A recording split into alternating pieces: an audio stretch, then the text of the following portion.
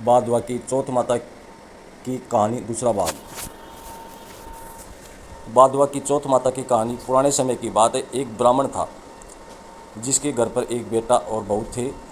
बेटा और पिता कुछ कमाते तो थे नहीं, जो बहू के साथ आया हुआ दहेज का धन था उसी से अपना काम चलाते थे। जब भी बहू बाहर कचरा डालने जाती थी तो उसके पास वाली पड़ोसन उससे पूछती थी कि बहू, आज खाने में क्या खाकर आई हो।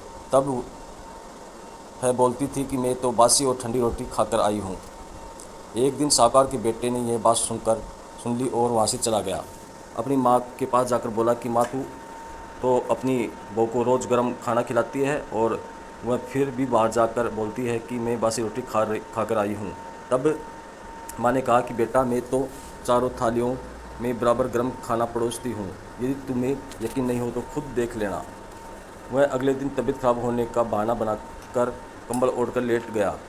तब उसको यह देखकर आश्चर्य हुआ कि बहू ने तो गरम गरम खीर और खांड का भोजन किया है। जब बहू बाहर गई तो उसने पीछे पीछे जाने लगा। तब पड़ोसन ने पूछने पर बहू ने वही बात दोहराई कि मैं तो बासी रोटी खाकर आई हूँ। उसका पति उसने पूछने लगा कि तू अभी अभी गर्मा गर्म खाना खाकर आई है और पड़ोसन में कह रही है कि बस मैं तो बसी ठंडी रोटी खाकर आई हूँ, तो तू झूठ क्यों बोल रही है। तभी उसकी विद्वान पत्नी ने कहा कि वह ना तुम्हारे कमाए हुए पैसों की रोटी है, ना ही तुम्हारे पिताजी की कमाए हुए पैसे की रोटी है। यदि हम इसी तरह बैठे बैठे धन का खर्च करते रहे तो एक दिन कुएं का पानी की तरह समाप्त हो जाएगा। इसके बाद उसका पति कमाने के लिए विदेश चला गया। पीछे से उसकी पत्नी 12 महीना का चौथ का व्रत करती थी। उसको विदेश में रहते हुए 12 वर्ष व्यतीत हो गया।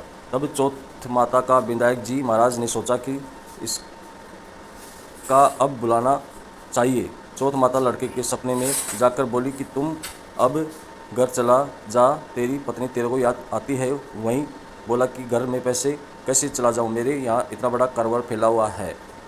जब चौथ माता ने कहा, तू सुबह एक दीपक जलाकर चौथ माता का नाम लेकर बैठ जाना, जिन पर पैसे बकाया है वहीं पैसे दे जाएंगे और लेने वाले जाएंगे। लड़के ने वैसा ही किया। उसका सारा काम एक ही दिन में निपट गया। जब वह घर जा रहा था तो रास्ते में एक सांप दिखाई दिया जो आग के पास जा रहा था। उसने सांप को आग से बचाने का संस्कार दिया। ऐसा करने से नागराज क्रोधित हो उठे और कहा कि पापी, मैं तो इस नाग योनि से मुक्त के लिए जा रहा था और तूने मुझे शिष्कार दिया है, अब मैं तुझे डस लूँगा। तब वह लड़का बोला, मैं 12 वर्ष के बाद अपने घर जा रहा हूँ, आप मुझे अवश्य ही डस लीजिए, लेकिन तू आज मुझे अपने घर वालों से मिलने दीजिए। आप कल रात को आकर मुझे डस लेना। नाग ने उसकी शर्त मान ली और वहाँ से चला गया। जब लड़का घर आया तो उदास था। उसने अपनी पत्नी से पूछा, सारी बात बता दी। उसकी पत्नी बहुत चतुर थी।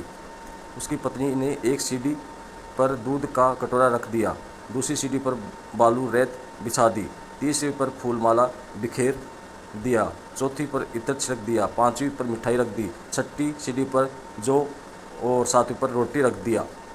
रात को जब सांप आया तो सबसे पहले ठंडी ठंडी रेत पर लौटकर आया। फिर दूसरी सीढ़ी पर दूध पीकर कहा कि मैं एक ब्राह्मणी के बेटे को डसता तो नहीं, लेकिन वचन दिया हुआ है इसलिए डसना पड़ेगा। फिर वहाँ से फूल माला की सीढ़ी से होता हुआ प्रसन्न पूर्वक इत्र की खुशबू लेता हुआ ऊपर की ओर आने लगा। सांप को ऊपर आता हुआ देखकर विधायक जी ने चौथ माता से कहा कि इस ब्राह्मण बेटे की रक्षा करनी होगी, क्योंकि इसकी पत्नी इसके लिए चौथ का व्रत करती है, इसका फल तो देना ही पड़ेगा। तब विधायक जी ने सीढ़ी पर रखे हुए आँखों से सेल सुई बनाई और चौथ माता ने रोटी की दाल बनाई और सांप के आगे लगा दी। विधायक जी ने जो सेल बनाए थे उसे सांप की मौत हो गई। सुबह उस लड़के ने मिलने गांव के लोग आने लगे, क्योंकि 12 वर्ष के बाद वापस घर आकर आया था।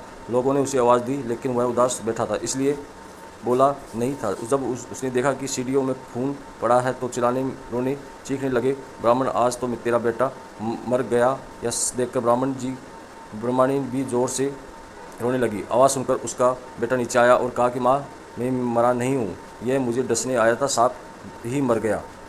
यह देखकर उसकी पत्नी भी प्रसन्न हो गई और मेरे पति के प्राण बच गए। उसने चौथ माता को धन्यवाद दिया और कहा कि ये तो चौथ माता ने मेरे व्रत करने का फल दिया है। चौथ माता जैसा फल ब्रह्माणी और बेटे को दिया वैसा ही सबको देना। कहानी करने वालों को, कहानी सुनने वालों को, उपहार देने वालों को, पूरे परिवार को देना।